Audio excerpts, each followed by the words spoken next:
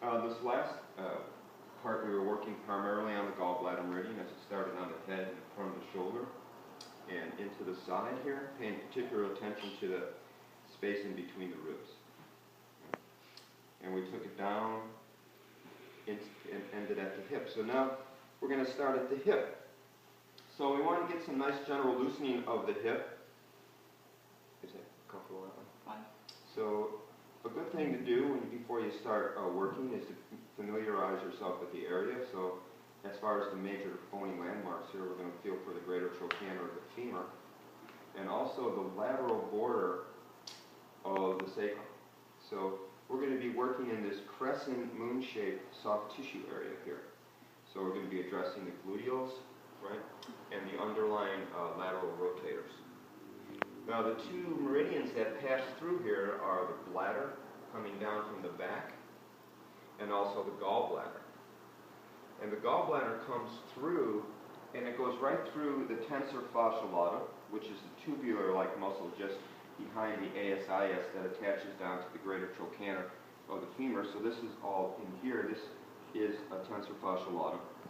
But also, and this is gallbladder 29. And then the meridian comes and it goes right through the belly of piriformis. So it informs the movement of the hip because of the nature of the attachments of piriformis. So it goes right through the belly of it. So the point in the belly of piriformis is called jumping circle. So a lot of times when it's activated, that will really feel the motion. So we want to do a little general compression. So we're going to start compressing on the hip. But like I recommended sideline, I would suggest you bring your foot over so it locks the hip in so the body doesn't move away when you're adding compression. Because a lot of times, if not, it'll start opening up this way, and you want it to be in a more upright position so it takes the pressure. So we're going to feel for the greater trochanter, and I just usually put my fingers on the greater trochanter and use the heel of my hand to go around so I can make sure that I cover the whole area. So I'm just using the heel of my hand. And in this position too, look, I'm right over the work, so my weight can come just straight down into the work.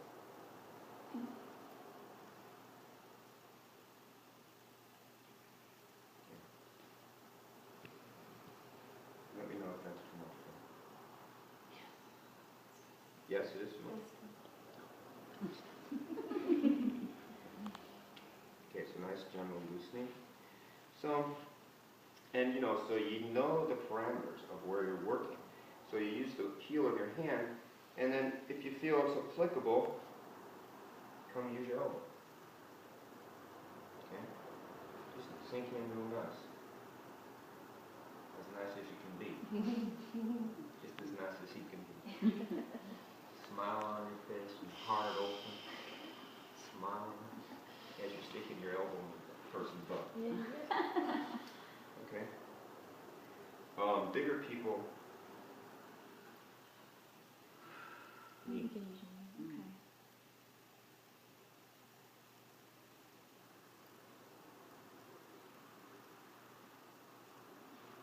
Okay, so now that you got that loose, you're going to go through the same area with a braced thumb and just go right into the musculature.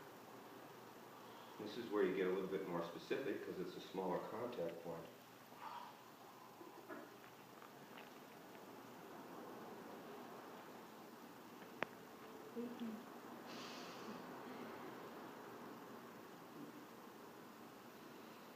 So right here, I'm right in belly of piriformis now. Okay.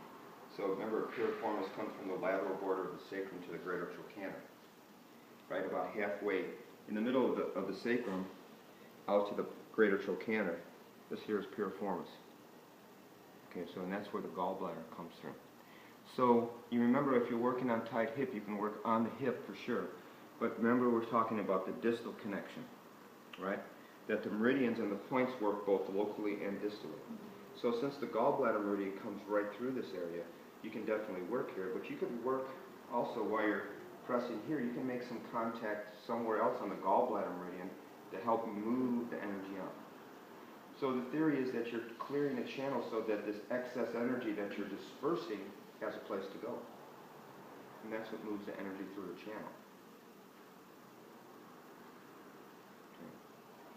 And then we're just going to work out of the hip and come right into iliotibial bend. I've already let about 5 puns just drift away. I can understand. It's rich for that. So compressing, and again too, I want you to liberate your mind about this. It's like, this is where I'm working. This is where gallbladder is. Yes, I can use my palm. Yes, I can use my thumb. Yes, I can easily use my foot. Right? Because the arch of the foot goes right over. Right? And you can continue that compression right into the peroneals. Easy. Right? If you're more accustomed to using your forearm, you come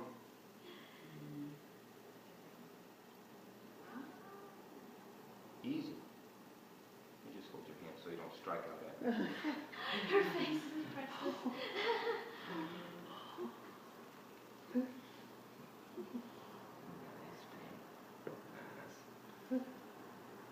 Okay. So after some general loosening, you want to be a little bit more specific, right? And is that, are you on the iliotibial band? Yeah, I'm in the iliotibial band, also the course of the gallbladder lineage that runs through there. So in Thai massage, they talk a lot about when you feel the greater trochanter, right just below it, there's these 3 points that help release. And you come just immediately distal of the greater trochanter and work it here. So it's a point of attachment, so and also it's the same holds true to the side of the knee. So you just really want to come down right through there. But the posture is so important because it helps direct and focus your pressure and attention into the area. You don't want to be working out of rotation, but to try to keep your belly over the work as much as possible. And you're leaning in on the exhale. Okay. You just work down through piriformis, through the peroneals. And every meridian has a balancing point, and that's the source point. So here is the source point for a gallbladder. May I? Yes.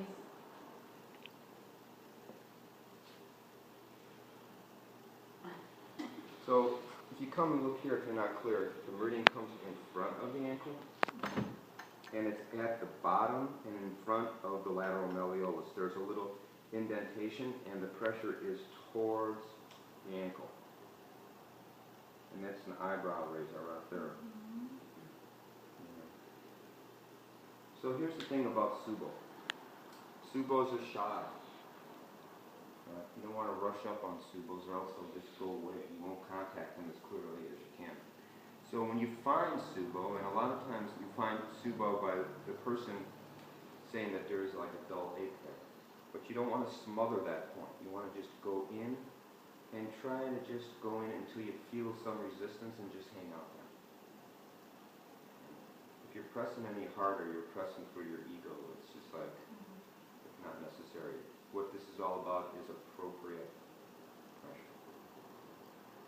You wouldn't, in conversation, yell at a shy person. So, if you want to really connect, if you want to drive them away, yeah. Right?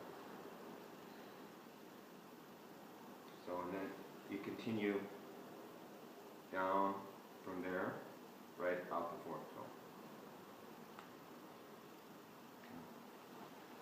So in the side position, even though we've addressed the spleen, liver, and kidney in supine, this is a lovely way of doing that. So sometimes I won't even address the spleen, liver, and kidney to any detail in supine, but I'll wait for sideline. Because now it's so direct, the pressure is so direct, and you can start by just really doing some nice compression down and away from the bone. That's okay, Karen? Mm-hmm. Easy. And again, this is a lovely area for the foot, right? Because the arch just hugs the tissue. and gives you the opportunity to go like this. It just makes me feel good. And you don't want It's to a have... man thing. You don't get to do that very often, so it's but you you got to watch the pressure on the side of the knee. You know, the knee is basically an unstable joint to begin with because how it has to stabilize us upright. That pressure's on. Sometimes I found I was doing a barefoot massage and working the adductors, and I didn't apply too much pressure, but when I got to about the belly, you felt pressure in his knee. I guess it's like the pulling. Pulling of the attachment.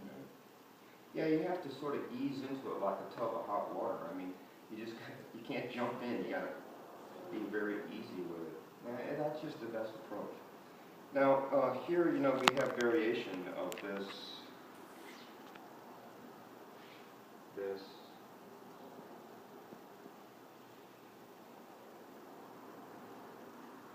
and like I was showing in the last workshop, this here.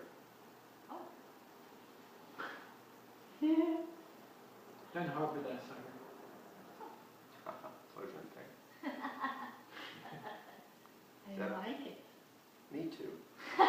And you know, here's another thing. Every time you apply some part of your body with pressure, applying pressure with some part of your body, there's some lever action in your body that amplifies or decreases the amount of pressure they feel. And this is no different. So here, if you come over a little bit more, you feel that change? So it's just coming over to work a little bit more. So if you're working on someone, you know, and you want to be a little forward, like this, hang out, that's good. And then if you come back right over your center, they're going to feel the pressure even more.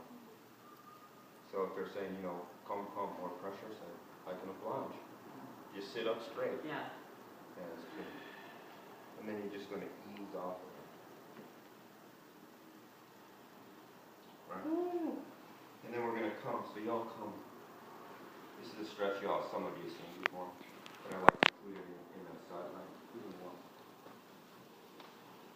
You're going to come and grab a hold of the ankle and bring it back. And then you're going to come and sit above their waist and use the side of your leg to come right above their iliac crest in their lower back. And then you're just going to bring that leg back. Let your leg, can you let your leg go a little bit? That's all right. And you're just going to come. Is that too much already? No, it's good. Okay. The psoas stretch big time. You know, psoas, I believe, is the only muscle that attaches the upper and lower half of the body. We're at 13 minutes. Thank you. 13 minutes. So this is a good one to integrate the work we did above to the below. So. As above, so below. Absolutely. So here, and you'll notice this position, this leg is slightly up, supporting here.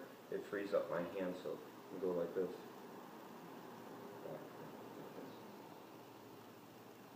And then dispersing tightness through the 3 yang meridians of the leg, which is stomach, gallbladder, and bladder in the hamstrings, simply by.